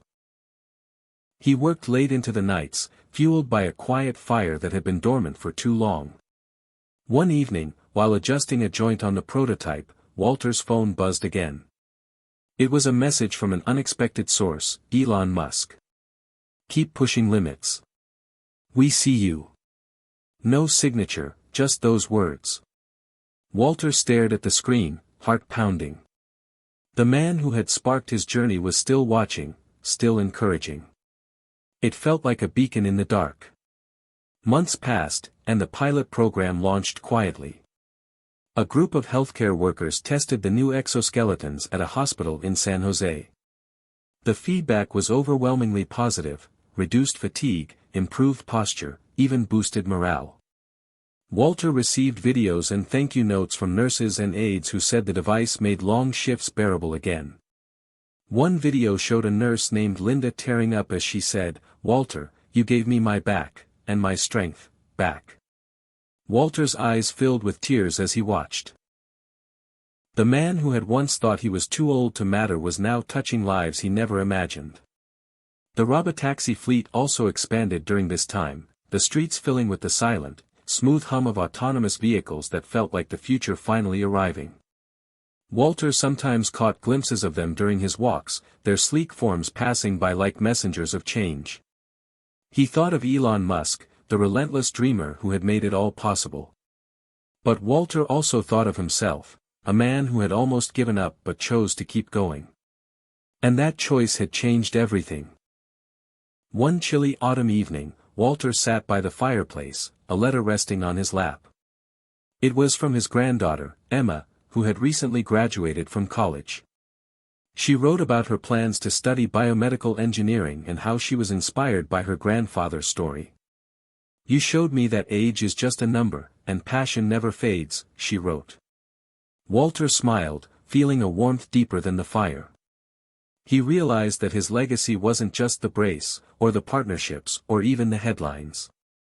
It was the spark he had reignited in others, the belief that it's never too late to start again, to create, to matter. As the flames flickered, Walter whispered to the quiet room, "I was never too old. I was just waiting for permission to matter again." And now, he had given that permission to himself, and to so many others. Walter woke early to the faint hum of his Robotaxi app buzzing softly on the kitchen counter. The gentle chime was a reminder that the city had changed. Roads no longer belonged just to people but to machines navigating with silent precision. He moved slowly but deliberately, the SpineMate brace easing the stiffness in his back that used to greet him every morning like an old adversary. It had been months since the pilot program launched, and Walter was no longer just an inventor, he was a mentor, a symbol of relentless determination in a world that often forgot those who'd weathered decades. That morning, he was scheduled to speak at a community center in Atlanta, part of a nationwide tour Megan had organized to share the SpineMate story and encourage others to reclaim their agency no matter their age. The hall was modest but warm, filled with faces, some skeptical, some hopeful, all curious. Walter scanned the crowd and spotted several people who looked as if they carried invisible burdens, aches, regrets, loneliness. He knew that feeling well. He cleared his throat and began. What if everything you believed about getting old was wrong? The room was silent. What if growing older isn't a curse but an opportunity to reinvent who you are? He saw a few nods. I'm Walter Kessler. A few years ago, I was just like many of you, feeling forgotten, limited, trapped by my own fears.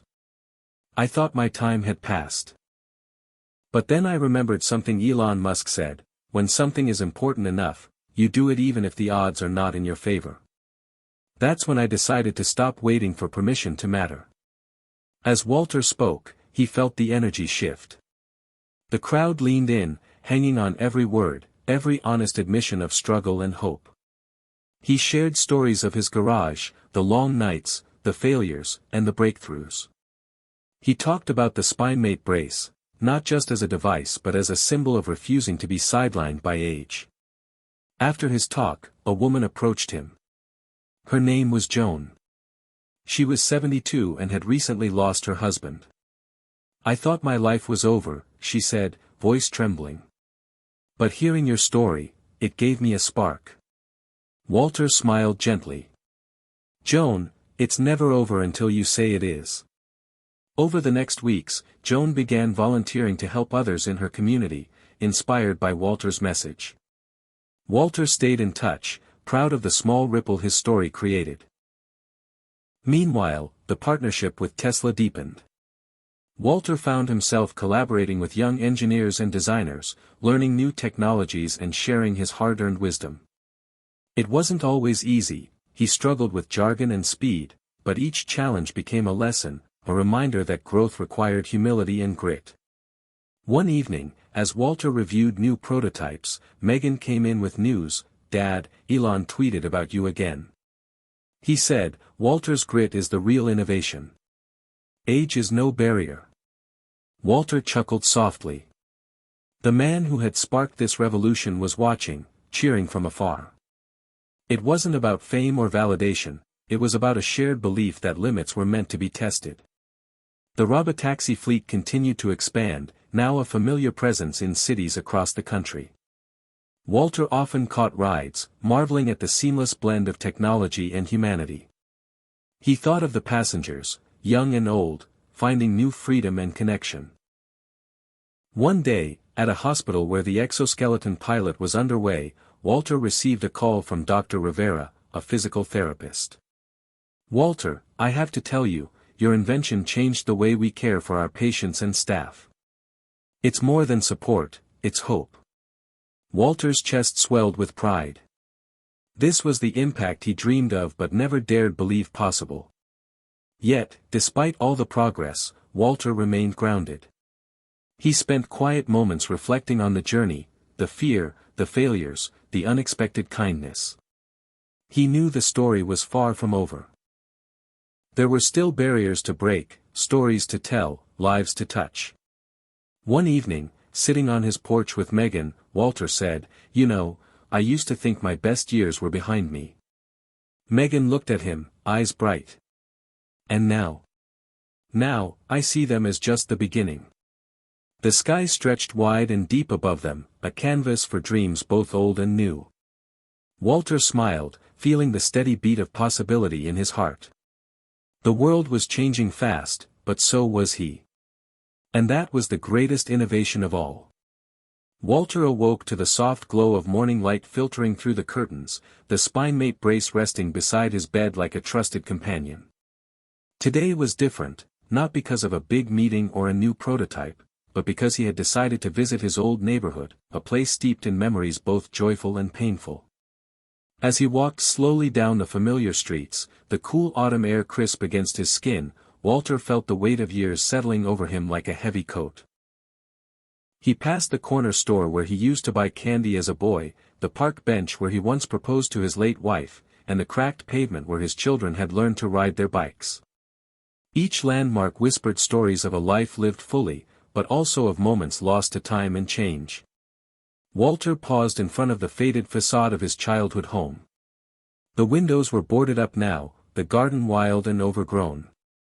He ran his fingers over the chipped paint on the doorframe, feeling a surge of nostalgia mixed with regret. How many chances had he missed? How many words left unspoken? His phone buzzed gently in his pocket, a message from Megan reminding him of the upcoming panel discussion on aging and innovation. Walter smiled. His journey had taken him far from this quiet street, yet the past still anchored him. As he continued his walk, a voice called out. "Walter? Is that you?" He turned to see Mrs. Thompson, the elderly neighbor who had watched him grow up. Her eyes twinkled with recognition and warmth. "I heard about your invention on the news. You're making waves, young man." Walter chuckled softly. "Not so young anymore, Mrs. Thompson." They talked for a few moments, sharing updates about the neighborhood and old friends. Before he left, she pressed a small envelope into his hand. "For when you need a reminder of home." Intrigued, Walter opened it later to find a faded photograph of him and his wife, smiling beneath a willow tree, years before life had complicated everything. Tears pricked at his eyes. The memory was bittersweet, a testament to love, loss, and the passage of time. That evening, Walter prepared for the panel discussion, a gathering of experts, activists, and elders determined to reshape society's view on aging. The room buzzed with energy, a mosaic of stories and visions united by a shared purpose. When it was his turn to speak, Walter took a deep breath and shared not just his invention, but the story behind it, the fears, the failures, the moments when he nearly gave up. He quoted Elon Musk, whose rebellious spirit had ignited his own. "Some people don't like change, but you need to embrace change if the alternative is disaster." Walter's words resonated deeply. A young woman approached afterward, tears in her eyes. "Your story gave me hope for my mother. She's been so afraid of losing independence." Walter smiled gently. Hope is the first step toward change. As the night wound down, Walter found himself reflecting on the photograph Mrs. Thompson had given him. It wasn't just a relic, it was a symbol of continuity, a bridge between past and future. He realized that while he couldn't change what was lost, he could honor it by living fully in the present and inspiring others to do the same. Back home, he placed the photo on his workbench beside the SpineMate brace. They were reminders that life's chapters, no matter how difficult, were all part of the story he was still writing. And with every step forward, Walter knew he was carving a new path, not just for himself, but for all who feared that time had passed them by. Walter sat in the quiet of his garage late one evening, the soft glow of the desk lamp illuminating scattered blueprints and prototype parts. The SpineMate brace lay open beside him, a symbol of his relentless drive and the many nights spent perfecting its design. But tonight, his mind was elsewhere, wrestling with a new kind of challenge, the question of legacy. His phone chimed softly with a message from Megan. "Big news. The Smithsonian wants to feature SpineMate in their innovation exhibit." Walter stared at the screen, a rush of disbelief and pride flooding his chest. To think that his humble invention, born from frustration and hope in a small Atlanta garage, might soon be showcased alongside the greatest breakthroughs in American history, it was surreal. But as excitement stirred, so did a deeper reflection. What did it mean to leave a legacy? To matter beyond the moments of applause and headlines? Walter thought back to his early years, the regrets, the missed opportunities, the relationships strained by time and distance. He remembered his estranged son, David, and the years of silence that had stretched between them like an unbridgeable gulf. The thought was painful but persistent. Could innovation and invention heal wounds as deeply as those of the body? With newfound resolve, Walter drafted a letter he had avoided writing for years. He poured his heart onto the page, apologizing for the distance, expressing hope for reconciliation, and sharing his journey. Not as an inventor, but as a father seeking connection. Days later, a reply arrived. David's words were cautious but hopeful. "Dad, I've followed your story. Maybe it's time we talked." The possibility of mending their fractured relationship filled Walter with a cautious optimism. Meanwhile, the SpineMate project reached new heights. Collaborations with Tesla and SpaceX opened doors Walter never imagined, discussions about adapting the technology for zero-gravity environments, helping astronauts maintain mobility during long missions. The intersection of human resilience and cutting-edge technology fascinated him. At the Smithsonian exhibit opening, Walter stood among other pioneers, the SpineMate brace displayed under soft lights, its story told through images, videos, and testimonials. Visitors of all ages paused to learn about a man who refused to be defined by age or circumstance. That evening, Walter received a surprise visitor, David. Their reunion was quiet but profound, a tentative step toward healing. They talked for hours about life, loss, and the future. Walter realized that legacy wasn't just about inventions or accolades, it was about relationships rebuilt and the courage to face the past. In the months that followed, Walter continued to innovate and inspire, but he also prioritized the connections that mattered most. He mentored young inventors, shared his story widely, and embraced the messy, beautiful complexity of life. One afternoon, as he adjusted the SpineMate on his own back, Walter reflected on the journey from isolation to impact, from doubt to determination. He understood now that age was not a barrier but a bridge, linking experience to possibility, loss to renewal. And in that understanding, Walter found peace. Walter stood at the edge of the convention center floor, the hum of conversation and clatter of footsteps swirling around him like a tide of energy and possibility. It was the annual Tech for Good Summit in San Francisco, a gathering where innovators, activists, and dreamers converged to share breakthroughs that could change the world. Walter had been invited as a keynote speaker, a role that once would have seemed unimaginable. His journey from a solitary inventor wrestling with doubt to a respected voice on the future of aging technology was a story he carried with quiet pride. Taking the stage, he looked out at the sea of faces, young entrepreneurs, seasoned engineers, older adults like himself, and began. "When I first started this journey, I believed that aging meant decline, invisibility, and limits. I thought my ideas didn't matter anymore. But then I remembered a quote from Elon Musk, 'Some people don't like change, but you need to embrace change if the alternative is disaster.'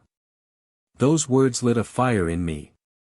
The audience leaned in, captivated by his honesty. Walter spoke of the SpineMate brace, the partnerships with Tesla, the ripple effects beyond physical support, hope, connection, empowerment. He shared stories of Joan, the widow who found new purpose, of Linda, the nurse who reclaimed her strength, of David, his son, with whom he was rebuilding trust. Walter's message was clear: age is not a limit but a platform for transformation. After the speech, he mingled with attendees who approached him with questions, admiration, and sometimes tears. A young engineer named Carlos shared how Walter's story inspired him to design better accessibility features in his own projects. A retired teacher told Walter she'd started a community tech workshop after hearing him speak. As Walter listened, he felt a profound sense of fulfillment. The seeds he planted were growing in ways he never anticipated. Later, Walter found himself in a quiet corner, talking with Priya, the Tesla engineer who had first reached out to him months ago. "Walter, your journey embodies what innovation is really about, humanity," she said. "Your work reminds us that technology isn't just gadgets, it's about improving lives." They discussed new ideas, integrating AI with wearable health devices, creating smarter environments for seniors, building networks that connected isolated communities. Walter realized that his role had evolved, from inventor to collaborator to visionary. That night, back in his hotel room, Walter reflected on how far he had come. The man who once felt invisible was now part of a global conversation about the future. Yet, he remained humble, grounded by the simple truths that started it all. Before sleep, he pulled out his phone and typed a message to Megan, "This is just the beginning. Let's keep pushing." The reply came quickly, "Always. Together." Walter smiled, the warmth of connection filling the room. Outside, the city lights sparkled like stars, a reminder that even in the darkest nights, there was light. And that light could come from anyone willing to believe in change. Walter stood in the dim light of his garage, surrounded by the hum of machines and the scent of solder and metal. The SpineMate brace had become more than a product, it was a symbol of resilience, of refusing to be defined by age or circumstance. Yet tonight, Walter wrestled with a new kind of challenge, the fear of stagnation. The world around him raced forward, driven by new technologies and ever-changing trends. Could he keep up? Was his work still relevant? These questions gnawed at him. Then, as if summoned by his doubts, his phone buzzed with a video clip, Elon Musk speaking at a recent SpaceX launch, "If something's important enough, you do it, even if the odds are against you." The words hit Walter like a jolt. He remembered the nights of frustration, the moments of despair, and the decision to push forward anyway. With renewed energy, Walter began sketching new ideas. Wearables that adjusted dynamically, AI-enhanced support systems, interfaces that could adapt to individual needs in real time. He reached out to his network, inviting fresh voices and perspectives. One of those voices was Tasha, a young engineer passionate about inclusive design. Their collaboration sparked a wave of creativity, blending experience and innovation in ways Walter hadn't imagined. Together, they prototyped a next-generation SpineMate model that responded not just to physical movement but emotional cues, aiming to improve both body and mind.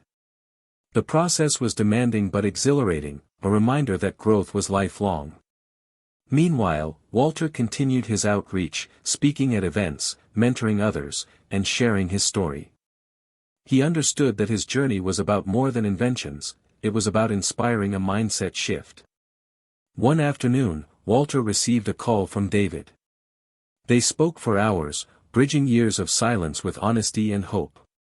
Walter realized that innovation wasn't just technical, it was emotional, relational, human. As the new prototype neared completion, Walter reflected on how far he had come, from feeling forgotten to becoming a beacon of possibility. He smiled, knowing that the future was unwritten and that he still had chapters to create. The journey wasn't about avoiding age or decline but embracing change and purpose at every stage. And in that, Walter found his true breakthrough. Walter leaned back in his chair, exhaustion mingling with a sense of accomplishment as he reviewed the latest test data for the new SpineMate prototype.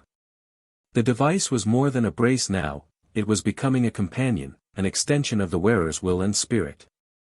This latest model integrated sensors that could monitor vital signs, anticipate movement, and even detect early signs of fatigue or discomfort. It was the culmination of years of persistence, collaboration, and the refusal to accept limits imposed by age or circumstance. Yet beneath the technical triumph lay a deeper story, one of connection, healing, and transformation. Walter thought back to the lonely nights when doubt clouded his mind, to the early days when family ties frayed under the weight of unspoken regrets. Now, with renewed relationships and a growing community of supporters, he felt a profound sense of belonging. The call from Megan came just as the sun dipped below the horizon. "Dad, we have a meeting with the Tesla team next week to discuss integrating the prototype with their autonomous vehicle systems. This could be huge." Walter smiled. "Let's do it." As the weeks passed, Walter found himself immersed in cross-disciplinary collaboration, blending medical insights with cutting-edge AI and automotive technology. The idea was to create a seamless ecosystem where mobility aids like SpineMate would communicate with Robotaxis and smart environments to enhance safety and independence for users. The vision was bold, ambitious, and distinctly Walter's, a testament to what could happen when experience met innovation. One afternoon, during a site visit to a rehabilitation center piloting the new device, Walter met Helen, a spirited woman in her 70s who had suffered a stroke. Helen's determination reminded Walter of his own early struggles.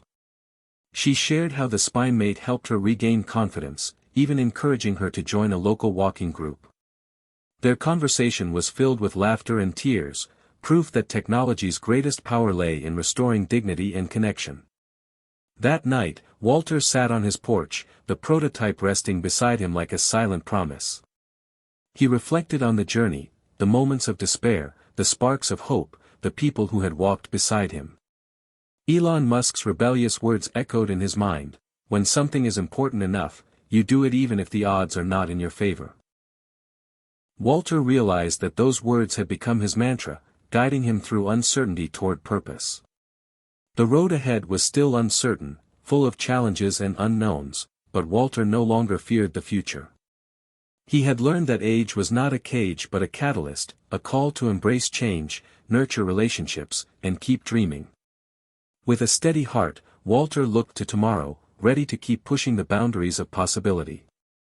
Walter stood at the edge of the stage, the spotlight warm against his skin, as he prepared to share the latest chapter of his journey at the National Senior Innovators Conference. The room was packed with faces, some familiar, many new, eager to hear how someone their age could turn setbacks into breakthroughs. He took a deep breath, recalling the words that had carried him through years of doubt: when something is important enough, you do it even if the odds are not in your favor. Quoting Elon Musk wasn't just a nod to a tech titan. It was a testament to the power of daring to defy expectations. Walter's voice was steady as he recounted the evolution of SpineMate, from a simple brace to a smart, adaptive device transforming lives. He spoke of collaboration, resilience, and the surprising joy found in pushing boundaries even when the world said, "You're too old." The audience was silent, then erupting with applause, some wiping away tears. Afterward, a woman approached him with a gentle smile. "Your story gave me the courage to start my own project. I'm 68, and I'd lost hope." Walter nodded, touched.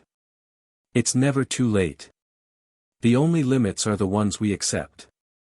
Backstage, Megan handed him a note, a message from David. "Proud of you, Dad. Let's keep moving forward." The reunion they'd nurtured was another milestone, proof that healing and progress walked hand in hand.